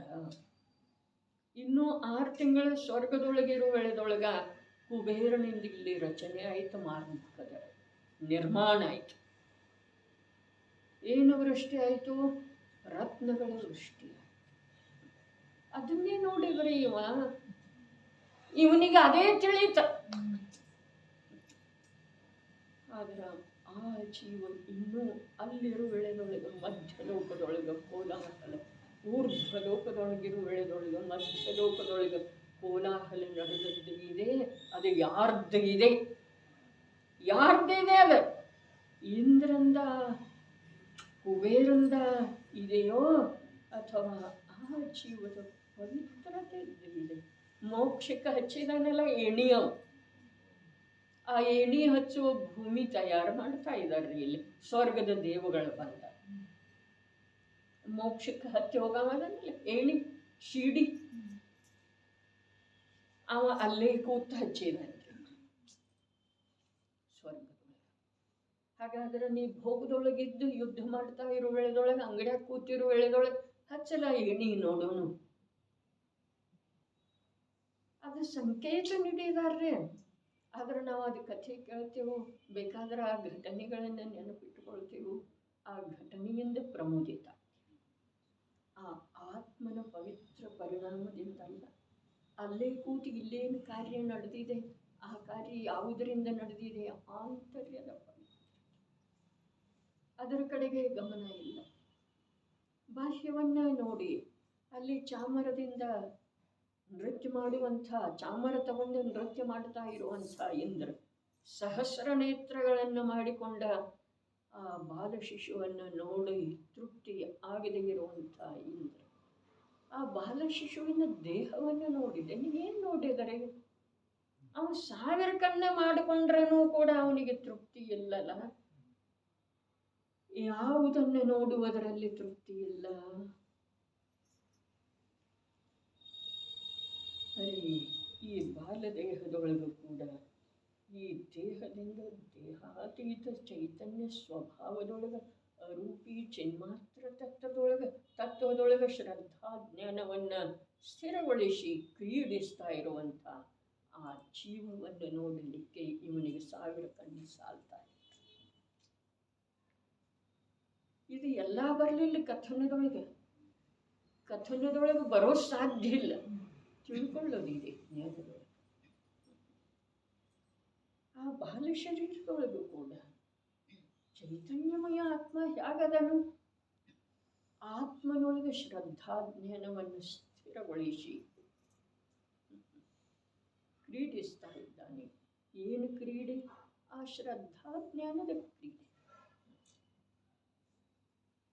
ಅಂಥೇಳಿ ಅದಕ್ಕೆ ಸ್ವರೂಪಾಚರಣೆ ಚಾರಿತ್ರ ಅಂತಾರೆ. ಚಾರಿತ್ರ ಅಂದ್ರೆ ವ್ರತ ಅಲ್ಲ. ಆದ್ರೆ ವ್ರತ ಇಲ್ಲ ಅಂದ್ರೆ ಅವನನ್ನು ಚಾರಿತ್ರವಂತ ಅನ್ನೋದಿಲ್ರಿ. ಯಾರು? ಅಜ್ಞಾನಿಗಳಲ್ಲ, ಸರ್ವಜ್ಞ ಪ್ರಭು ಅನ್ನೋದಿಲ್ಲ. ಅಜ್ಞಾನಿಗಳೇನು ಯಾವುದೇನು ಆಡವ್ರಿದ್ದಾರೆ ಅಜ್ಞಾನಿಗಳ. ಸ್ವಪರ ಸ್ವರೂಪ ಗ್ರಾಹಕವಿರುವಂಥ ಯಾವ ಪ್ರಕಾಶ ಗುಣವಿದೆ, ಅದರ ತ್ರಿಕಾಲಗೋಚರವಾದ ಪ್ರವಾಹದಲ್ಲಿ ಜೀವ ಜೀವ ಜೀವ ಅಂತ ಹೇಳಿ ನೋಡ್ಲಿಕ್ಕೆ ಬೇಕ. ಎಲ್ಲಿ ಬಾಲಕ ಆಗಿರೋ ವೇಳೆದೊಳಗೆ, ತರುಣ ಆಗಿರೋ ವೇಳೆದೊಳಗೆ, ಸಾಮರ್ಥ್ಯ ಇರೋ ವೇಳೆದೊಳಗೆ, ಭೋಗದ ಅಭಿಲಾಷೆ ಇರೋ ವೇಳೆದೊಳಗೆ, ಭೋಗದ ಕುರಿತು ಉದಾಸ ಭಾವ ಹೊಂದಿರೋ ವೇಳೆದೊಳಗೆ, ಜನರ ಮನ್ನಣೆ ನೀಡ್ತಾ ಇರೋ ವೇಳೆದೊಳಗೆ, ಜನರ ಮುಖ ತೆರವುತ್ತಾ ಇರೋ ವೇಳೆ ಏನಾಗಿ ಉಳಿಕಬೇಕು? ಜೀವ. ಧರ್ಮಾತ್ಮನ ರೀತಿ, ಧರ್ಮಾತ್ಮನ ಸಾಗಿ ಹೋಗುವಂಥ ಮಾರ್ಗ ಬಹಳ ಬೇರೆ ಇದೆ. ಅವು ಯಾರನ್ನೂ ಇನ್ನೊಬ್ಬರನ್ನ ಸರಿಸುತ್ತಾ ಒಂದು ಹೋಗುವುದಿಲ್ಲ. ಅವನದೇ ಆದಂಥ ಮಾರ್ಗ ಇದೆ. ಅವನು ಇನ್ನೊಬ್ಬರ ಮಾರ್ಗದೊಳಗನೆ ಬರುವುದಿಲ್ಲ. ದೇಹದ ಮಾರ್ಗದೊಳಗೆ ಬರೋದಿಲ್ಲ, ಕರ್ಮದ ಮಾರ್ಗದೊಳಗೆ ಹಸ್ತಕ್ಷೇಪ ಮಾಡುವುದಿಲ್ಲ. ಇನ್ನೊಬ್ಬರ ಅಂತಂದ್ರೆ ಬೇರೆದವರಲ್ಲ, ದೇಹದ ಮಾರ್ಗದೊಳಗೆ ಬರುವುದಿಲ್ಲ. ಅಂಥೇಳಿ ಇದು ಹೀಗ್ಯಾಕ ಅನ್ನೋ ಪ್ರಶ್ನೆ ವಸ್ತು ದೇಹ ಹೀಗ್ಯಾಕ? ಅರೆ ಅದರ ಸ್ವರೂಪನೇ ಇದೆ. ಒಂದು ವೇಳೆ ಹೀಗ್ಯಾಕೆ ಅನ್ನೋ ವಿಕಲ್ಪ ಬಂತು ಅಂತಂದ್ರೆ ಅದಕ್ಕೆ ಆಗಮದ ಉತ್ತರ ಕೊಡೋದ್ರಿ ಏನ ಅದರ ಸ್ವರೂಪನೇ ಈ ಸಮಯದೊಳಗ ಇದೇ ಪ್ರಕಾರದ ಪರ್ಯಾಯ ರೂಪದಿಂದ ಪರಿಣಮಿಸುವಂಥದ್ದು ಅದರ ಸ್ವರೂಪ. ಪರದ್ರವ್ಯದಿಂದ ಯಾವ ಅಪೇಕ್ಷೆ ಇಡದೇ ಇರುವಂಥ ಧರ್ಮಾತ್ಮ. ಅದಕ್ಕೆ ಕರ್ಮದ ಮಾರ್ಗದೊಳಗೆ ಬರುವುದಿಲ್ಲ, ದೇಹದ ಮಾರ್ಗದೊಳಗೆ ಬರುವುದಿಲ್ಲ. ಅವನ ಮಾರ್ಗನ ಬೇರೆ ಇದೆ. ಅದಕ್ಕೆ ಹೇಳಿದ್ರೆ ಜೀವದ್ರವ್ಯವನ್ನು ಸಾಧಿಸ್ಕೋಬೇಕ್ರೆ ಸತತ ಸಾಧಿಸಲಿಕ್ಕೆ ಬೇಕು. ಹೇಳಿದಾರೆ ಇಲ್ಲಿ ಏನ ತ್ರಿಕಾಲಗೋಚರವಾದ ಪ್ರವಾಹದಲ್ಲಿ ದ್ರವ್ಯವನ್ನು ಏಕವಸ್ತು ರೂಪದಂತೆ ಸಾಧಿಸುತ್ತದೆ. ಯಾವುದ? ಆ ಭೇದಜ್ಞಾನ. ಇನ್ನೊಂದನ್ನು ನೋಡ್ಲಿಕ್ಕೆ ಹೋಗೋದಿಲ್ಲ. ಅದು ಕರ್ಮವನ್ನ, ದೇಹವನ್ನ, ಸಂಯೋಗವನ್ನ, ನಿಂದೆ ಶಬ್ದಗಳನ್ನ, ಪ್ರಶಂಸೆಯ ಶಬ್ದಗಳನ್ನ ಯಾತಕ್ಕೆ ನೋಡ್ತಿದ್ದೀರಿ? ಅದೆಲ್ಲ ಪರ ಇದೆ, ಶಬ್ದ ಭಿನ್ನ ಇದೆ. ನುಡಿಯುವುದು ಪುದ್ಗಲ, ಕೇಳುವುದು ಪುದ್ಗಲ, ಕಡೆಗೆ ಪುದ್ಗಲ ಸ್ನೇಹ ಕೋಪ. ಮಾತಾಡ್ತಿದ್ದ ಪುದ್ಗಲ, ಕೇಳ್ತಿದ್ದ ಪುದ್ಗಲ, ಪ್ರೀತಿ ಇದೆ ಅದ ಪುದ್ಗಲ, ಕೋಪ ಇದೆ ಅದ ಪುದ್ಗಲ. ಜಡಿದೀವನುಂಕಿ ಅವತನ್ನೆಲ್ಲ ಜಡದ ಹೊರಗೆ ಹಾಕು ಮತ್ತು ನಿನ್ನ ಮನೆಯೊಳಗೆ ನೀವು ವಾಸ ಮಾಡ. ಜಡದ ಹೊರಗೆ ಹಾಕು. ಜಡದ ಹೊರಗೆ ಹಾಕೋದಂದ್ರೆ ಏನು? ಆ ಒಳಗೆ ಬರುವ ಸಾಹಸನ ಮಾಡಬಾರ್ದು. ಆ ಪ್ರಕಾರ ನಿನ್ನಲ್ಲಿ ರತ್ನಾಕರ ತ್ರಿಕಾಲಗೋಚರವಾದ ಪ್ರವಾಹದಲ್ಲಿ ಜೀವದ್ರವ್ಯವನ್ನು ಏಕವಸ್ತು ರೂಪದಂತೆ ಸಾಧಿಸುತ್ತದೆ. ಭಾವಾರ್ಥವು ಈ ಪ್ರಕಾರವಿದೆ. ಶುದ್ಧ ಚೇತನ ಮಾತ್ರವು ಜೀವದ ಸ್ವರೂಪವಿದೆ ಎಂಬುದು ಅನುಭವದಲ್ಲಿ ಬರುತ್ತದೆ. ವಿಕಲ್ಪ ರೂಪದ ಜ್ಞಾನ ಅಲ್ಲ. ಶಬ್ದಂತೂ ಅಲ್ಲವೇ ಅಲ್ಲ. ವಿಕಲ್ಪ ರೂಪದ ಜ್ಞಾನ ಅಲ್ಲ, ಶಬ್ದಂತೂ ಅಲ್ವೇ ಅಲ್ಲ. ಅನುಭವದಲ್ಲಿ ಬರ್ತಿದೆ. ಏನ? ಶುದ್ಧ ಚೇತನ ಮಾತ್ರವು. ಚೈತನ್ಯ ಮಾತ್ರ ಅಂದಿಲ್ರಿ, ಎಲ್ಲ ಕಡೆ ತಿಳ್ಕೊಳ್ಳೋದು. ಚೈತನ ಅಂದ್ರೆ ಸ್ಥಿರ ವಸ್ತು, ಚೈತನ್ಯ ಅಂದ್ರೆ ವರ್ತಮಾನದ ಚೇತನ ಮಾತ್ರ ಏನಾಗ್ತಾ ಇದೆ? ನನ್ನ ಸ್ವರೂಪ ಇದೆ, ಜೀವದ ಸ್ವರೂಪ ಇದೆ ಅನ್ನೋದ ಅನುಭವದಲ್ಲಿ ಬರ್ತಾ ಇದೆ. ಮೊದಲು ಅಜ್ಞಾನ ಭಾವಿ ರಾಗಾದಿತನದಲ್ಲಿ ನಿಯಮಿತಂ ಬಂಧಂ ಕುರುವತಿ. ಏನ? ರಾಗಾದಿತನದಲ್ಲಿ ನಿಯಮದಿಂದ ಬಂಧದ ಸ್ವಭಾವವಿದೆ ಎಂಬುದನ್ನು ಸಾಧಿಸುತ್ತದೆ. ಅಂದರೆ ಇಲ್ಲಿ ಶುದ್ಧ ಚೇತನ ಮಾತ್ರ ವಸ್ತುವನ್ನು, ಜೀವ ವಸ್ತುವನ್ನು ಅನುಭವ ಮಾಡ್ತೀವಿ. ಅಲ್ಲಿ ರಾಗಾದಿತನದಲ್ಲಿ, ರಾಗಾದಿಗಳಲ್ಲಿ ಅಲ್ಲ, ರಾಗಾದಿತನದಲ್ಲಿ, ರಾಗಾದಿಪನ, ರಾಗಾದಿತನದ ಅನುಭವ ಇತ್ತು ಅಂದ್ರೆ ಅಲ್ಲಿ ಏನಾಗೋದ? ನಿಯಮದಿಂದ ಬದ್ಧ. ಇದನ್ನು ಸಾಧಿಸ್ತಾ ಇದೆ. ಅರ್ಥಾತ್ ಇದು ಯಾವತ್ತೂ ಜ್ಞಾನದೊಳಗ ಜಾಗೃತವಿದೆ. ಅದರ ಕಡೆಗೆ ಒಂದು ಸಮಯ ಕೂಡ ಪ್ರಮಾದ ಇಲ್ಲ. ಎರಡೂದ್ರ ಕಡೆಗೆ ಇಲ್ರಿ. ಶುದ್ಧ ಚೇತನ ಮಾತ್ರದ ಅನುಭವದೊಳಗನ ಪ್ರಮಾದ ಇಲ್ಲ, ಮತ್ತು ಇದನ್ನ ಎಲ್ಲಿ ರಾಗಾದಿತನ ಇದೆಯೋ ಅಲ್ಲಿ ನಿಯಮದಿಂದ ಬಂಧ ಆಗ್ತಿದೆ ಅನ್ನುವುದರದ ಜ್ಞಾನ ಸದೈವ ಜಾಗೃತ. ಒಂದು ಸಮಯದ್ದು ಕೂಡ ಪ್ರಮಾದ ಇಲ್ಲ ಅಂತ ಹೇಳಿ ಮೇಲೆ ಹೇಳಿ ಬಂದಿದ್ದಾರೆ. ಇನ್ನೊಮ್ಮೆ ನೋಡೋದೇನ್ರಿ ಮೇಲೆ ಏನು ಹೇಳಿದರು? ನಡೆಯಿರಿ. ಮೇಲಿಂದ 3ನೇ ಲೈನ್. ಸಮ್ಯಕ್ ದೃಷ್ಟಿ ಜೀವನು ಹೇಗಿದ್ದಾನೆ? ಏನು ಹೇಳಿದರು? ಸಾವಧಾನೈ, ಸಾವಧಾನೈ. ಜೀವದ ಸ್ವರೂಪ ಮತ್ತು ಕರ್ಮದ ಸ್ವರೂಪಗಳ ಭಿನ್ನ ಭಿನ್ನ ವಿಚಾರದಲ್ಲಿ ಜಾಗೃತನಿರುತ್ತಾನೆ, ಪ್ರಮಾದಿ ಇರುವುದಿಲ್ಲ. ಯಾವುದರಿಂದ? ಪ್ರಜ್ಞೆಯ ಚೇಣ ಅವನ ಹತ್ರ ಎಂಥದ್ದಿದೆ ಅಂತಂದ್ರೆ, ಅವನು ಸ್ವಲ್ಪ ಕೂಡ ಮಳೆಯಲ್ಲಿ ನೆನೆದಿಲ್ಲ. ಯಾಕೆ ಅಂತಂದ್ರೆ ಫುಲ್ ಅವನ ಹತ್ರ ಏನಿದೆ? Rain coat. ಮಳೆಯಿಂದ ಸಂರಕ್ಷಣೆ ಆಗುವಂತಹ ವಸ್ತು. ಪ್ರಜ್ಞೆಯ ಚೇಣವು ಎಂಥದ್ದಿದೆ? ಸರ್ವಥಾ ಪ್ರಕಾರದಿಂದ ಜೀವವನ್ನು ಮತ್ತು ಕರ್ಮವನ್ನು ಬೇರೆ ಬೇರೆ ಮಾಡಿಬಿಡುತ್ತದೆ. ಯಾವ ಪ್ರಕಾರ ಭಿನ್ನ ಭಿನ್ನ ಮಾಡುತ್ತದೆ ಆ ಪ್ರಕಾರವನ್ನು ಹೇಳುತ್ತಾರೆ. ಯಾವ ಪ್ರಕಾರ ಭಿನ್ನ ಭಿನ್ನ ಮಾಡ್ತಿದೆ? ಸ್ವಪರ ಸ್ವರೂಪ ಗ್ರಾಹಕವಿರುವಂಥ ಯಾವ ಪ್ರಕಾಶ ಗುಣವಿದೆ ಅದರ ತ್ರಿಕಾಲಗೋಚರವಾದ ಪ್ರವಾಹದಲ್ಲಿ ಜೀವದ್ರವ್ಯವನ್ನು ಏಕ ವಸ್ತು ರೂಪದಂತೆ ಸಾಧಿಸುತ್ತದೆ. ಆ ತ್ರಿಕಾಲಗೋಚರ ಪ್ರವಾಹ ಇದೆಯಲ್ಲ, ಅದರೊಳಗೆ ರಾಗನೂ ಇದೆ, ಕರ್ಮನೂ ಇದೆ, ಚೈತನ್ಯನೂ ಇದೆ. ರಾಗ ಕರ್ಮ ವಸ್ತು ರೂಪದಿಂದ ಇಲ್ಲ. ರಾಗ ತನ್ನದ್ದು, ಕರ್ಮ ತನ್ನದ್ದು, ದೇಹ ತನ್ನದ್ದು, ಅನುಭವ ನಡು ಇದೆ ರೀ. ಆದರೆ ಈ ಅನುಭವ ಬಂಧದ ಕಾರಣ ಇದೆ. ಈ ಅನುಭವದಿಂದ ನಿಯಮದಿಂದ ಬಂಧ ಆಗ್ತಿದೆ. ಈ ಚೈತನ್ಯದ ಅನುಭವ ಇದೆ. ಇದು ಮಾತ್ರ ಜೀವದ ಸ್ವರೂಪ ಇದೆ. ಹೀಗೆ ಎರಡನ್ನು ಭಿನ್ನ ಭಿನ್ನವಾಗಿ ಸಾಧಿಸ್ತಿದೆ ರೀ. ಯಾವುದ? ಸಮ್ಯಕ್ ದೃಷ್ಟಿಯ ಪ್ರಜ್ಞೆಯ ರೂಪದ ಚೇಂಜ್.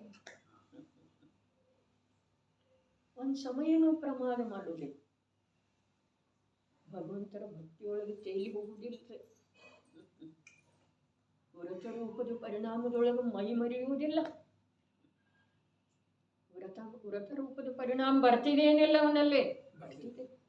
ಭಗವಂತನ ಕುರಿತು ಭಕ್ತಿಯ ಭಾವ ಬರ್ತಿದೆ ಏನಿಲ್ಲ, ಬರ್ತಿದೆ. ಜಪತಪಾದಿಗಳ ಕುರಿತು ಆ ಒಂದು ಪ್ರಕಾರದ ಆತ್ಮೀಯ ಭಾವನೆ ಇರ್ತಿದೆಯೋ ಅಥವಾ ಇಲ್ಲ, ಇರ್ತಿದೆ. ಆದರೆ ಯಾವ ಆ ಭಾವ ಇದೆ, ಇದರಿಂದ ನಿಯಮದಿಂದ ಬಂದ ಆಗ್ತಿದೆ. ಆ ಭಾವ ತನದಿಂದರೆ, ರಾಗಾದಿ ತನದಿಂದ ಮತ್ತು ಶುದ್ಧ ಚೇತನ ಮಾತ್ರದ ಅನುಭವ ಏನಿದೆ ಅದು ಜೀವದ ಸ್ವರೂಪ ಇದೆ, ಅದು ನನ್ನ ಸ್ವರೂಪ. ಹೀಗೆ ಎರಡನ್ನೂ ಸಾಧಿಸ್ತಿದೆ. ಭಿನ್ನ ಭಿನ್ನ ಯಾವ ಪ್ರಕಾರ ಭಿನ್ನ ಭಿನ್ನ ಮಾಡುತ್ತದೆ ಆ ಪ್ರಕಾರವನ್ನು ಹೇಳುತ್ತಿದ್ದಾರೆ. ಪ್ರಕಾರ ಏನಿದೆ? ಶುದ್ಧ ಚೇತನ ತ್ರಿಕಾಲಗೋಚರ ಪ್ರವಾಹ ಏನಿದೆಯಲ್ಲ, ಆ ಪ್ರವಾಹದೊಳಗ ಸ್ಥೂಲ ರೂಪದಿಂದ ಮನುಷ್ಯ, ದೇವ ಇವು ಅದಾವೆ. ಸೂಕ್ಷ್ಮ ರೂಪದಿಂದ ಭೋಗದ ಭಾವದ ಅನುಭವ ಇದೆ. ಸೂಕ್ಷ್ಮ ರೂಪದಿಂದ ಭಕ್ತಿಯ ಭಾವದ ಅನುಭವ ಇದೆ. ಪಂಚ ಕಲ್ಯಾಣಿಕದೊಳಗ ಪ್ರವೇಶ ಆಗುವುದಿದೆ. ಸ್ವರ್ಗದ ದೇವದನ್ರಿ, ಸಾಮಾನ್ಯ ದೇವದನ ಸಮ್ಯಕ್ ದೃಷ್ಟಿ ಅದು. ಇಂದ್ರನ ಆಜ್ಞೆಯ ಮೇರೆಗೆ ಜನ್ಮ ಕಲ್ಯಾಣಿಕದೊಳಗೆ ಬರುವುದಿದೆ. ಅದೇನಿದೆ? ಏನಿದೆ? ಆ ಪ್ರವಾಹದೊಳಗನ ಒಂದಿದೆ. ಆದ್ರೆ ಪ್ರವಾಹದೊಳಗಿದ್ರೂ ಕೂಡ ಅದು ಪ್ರವಾಹ ಅಲ್ಲ. ನಿನ್ನೆ ಹೇಳಿತಲ್ಲ, ಒಂದು ಒಣ ಎಲೆ ಬರ್ತಿದೆ ನೀರಿನ ನದಿಯ ಪ್ರವಾಹದೊಳಗ. ಒಂದೇನೋ ಹುಲ್ಲು ಬರ್ತಿದೆ ಒಣದ, ಒಂದು ದಾರ ಬರ್ತಿದೆ, ಒಂದು ಯಾವುದೋ ತಿರಿಯಂಚದ ಶರೀರ ಬರ್ತಿದೆ. ಅದು ಪ್ರವಾಹ ಅಲ್ಲ, ಆದರೆ ಪ್ರವಾಹದೊಳಗೆ ಇದೆ. ಅದೇ ಪ್ರಕಾರ ಮನುಷ್ಯ ಶರೀರ, ದೇವ ಶರೀರ, ಭೋಗದ ಭಾವ, ಭಗವಂತರ ಭಕ್ತಿಯ ಭಾವ, ಅಕೃತ್ರಿಮ ಜೈನ ಮಂದಿರಕ್ಕೆ ಹೋಗುವಂತಹ ಭಾವ, ಇಂದ್ರನ ಆಜ್ಞೆಯ ಮೇರೆಗೆ ಪಂಚ ಕಲ್ಯಾಣಿಕದೊಳಗ ಅಥವಾ ಅಷ್ಟಾನಿಕದೊಳಗ ಅಷ್ಟೇ ಹೋಗ್ತಾರೋ ಹೀಗೆಲ್ಲ ಅವ್ರಿಗೂ ಭಾವ ಬರ್ತಿದ್ದೀರಿ. ವಿಹಾರ ಮಾಡಲಿಕ್ಕೆ ಹೋಗ್ತಾರೆ. ಸ್ವರ್ಗದ ದೇವಗಳ ಎಲ್ಲಿ ಹೋಗ್ತಾರೆ? ಅಕೃತ್ರಿಮ ಜೈನ ಮಂದಿರಕ್ಕೆ ಹೋಗ್ತಾರೆ. ವಿಜಯಾರ್ಧ ಪರ್ವತದ ಮೇಲೆ ಹೋಗ್ತಾರೆ. ಆ ವೇಳೆಯೊಳಗ ಅವರಲ್ಲಿ ಆ ರಾಗತನ, ಭಕ್ತಿಯ ತನ ಇದೆಯಲ್ಲ, ಅಲ್ಲಿ ಜ್ಞಾನ, ಆ ಚೇಣ ತಿಳಿತಿದೆ. ಏನ? ಇದು ನಿಯಮದಿಂದ ಬಂಧದ ಕಾರಣ. ಆ ಚೈತನ್ಯದ ಅನುಭವ, ಅರೇ ಆ ಪ್ರವಾಹದೊಳಗನ ಚೈತನ್ಯದ ಅನುಭವ ಒಮ್ಮೆ ಮುಖ್ಯ ಆಗ್ತಿದೆ, ಒಮ್ಮೆ ರಾಗತನ ಮುಖ್ಯ ಆಗ್ತಿದೆ. ಆದರೆ ಅವು ಎರಡನ್ನು ಯಾವಾಗ ಇದು ಮುಖ್ಯ ಆಗಿದೆಯಲ್ಲ ಅವಾಗ ಅದರ ಅನುಭವ ಮಾಡ್ತಿದ್ದೀರಿ. ಯಾವ ರೂಪದಿಂದ? ಒಂದು ಚೇತನ ಮಾತ್ರ ಶುದ್ಧ ಜೀವದ್ರವ್ಯದ ಸ್ವರೂಪ ಇದಿಷ್ಟೇ ಇದೆ. ಎಲ್ಲಿಯೂ ವನಭೋಜನಕ್ಕೆ ಹೋಗಿರ್ತಾರೆ 4 ಜನ. ಅವರು ಒಬ್ಬರದೊಬ್ಬರು ಅದೇನು ಭೋಜನ ಸಾಮಗ್ರಿ ಇರ್ತಾವೆ ವಿನಿಮಯ ಮಾಡ್ತಾರೆ. ಅದರ ರಸಾಸ್ವಾದ ಇನ್ನೊಬ್ಬರು ಕೊಟ್ಟಿರುವಂಥ ವ್ಯಂಜನದ ರಸವನ್ನ ಅದು ಹೇಗಿದೆ ತಿಳ್ಕೊಳ್ಳುವ ಸಲುವಾಗಿ ಅದರೊಳಗೆ ಬೇಕಾದಷ್ಟು ಮುಳುಗಿ ಹೋದ್ರೂ ಇದು ನಂದಲ್ಲ ಅನ್ನೋದು ಇರ್ತಿದೆ. ಯಾವುದಾದ ನೀರಸ ಇದೆ ಅದ ತಂದ ಅನ್ನೋದು ಇರ್ತಿದೆಯೋ ಅಥವಾ ಹಾಗೆ ಆ ಸಮ್ಯಕ್ ದೃಷ್ಟಿಯ ತ್ರಿಕಾಲಗೋಚರ ಪ್ರವಾಹದೊಳಗ ಎಲ್ಲ ಬರ್ತಾವ್ರೆ. ಆದ್ರೆ ಯಾವುದೇ ಆಗಿದೆಯೋ ಹಾಗೆ ಒಂದು ಸಮಯ ಕೂಡ ಪ್ರಮಾದ ಇಲ್ಲಂತ ಸಾಧಿಸ್ತಾ ಇರ್ತಾನೆ. ಇದು ಸಮ್ಯಕ್ ದೃಷ್ಟಿಯ ಜೀವನ ಇದೆ. ಅವನು ಮಲ್ಕೊಳ್ತಾನೆ, ಅವನು ಭೋಗಿಸ್ತಾನೆ ಅಲ್ಲ, ಯಾವಾಗಲೂ ಎಚ್ಚರಿದ್ದಾನೆ. ಭೋಗದ ಸಮಯದೊಳಗೂ ಭೋಗ ಮತ್ತು ಆ ಜ್ಞಾನ ಸ್ವಭಾವದ ಭಿನ್ನತೆಯನ್ನು ತಿಳಿತಾ ಇರ್ತಾನೆ. ಅವನ ಜೀವನದೊಳಗೆ ಎಷ್ಟು ಶಾಂತಿ ಇದೆ ಅದೆಲ್ಲ ಅವನ ಪ್ರಯತ್ನದಿಂದ ಇದೆ. ನಮ್ಮ ಜೀವನದೊಳಗೆ ಎಷ್ಟು ಕಾಲ್ಪನಿಕ ಶಾಂತಿ ಅಥವಾ ದುಃಖ ಇದೆ ಅಲ್ಲ ಅದೆಲ್ಲ ನಮ್ಮ ಅಸಾವಧಾನತೆಯಿಂದ ಇದೆ. ಕನ್ನಡದಾಗ ಭಾಳ ಅಂದ್ರೆ ಈ ಕಲಶ ಹಿಂದಿ ಕನ್ನಡದಾಗ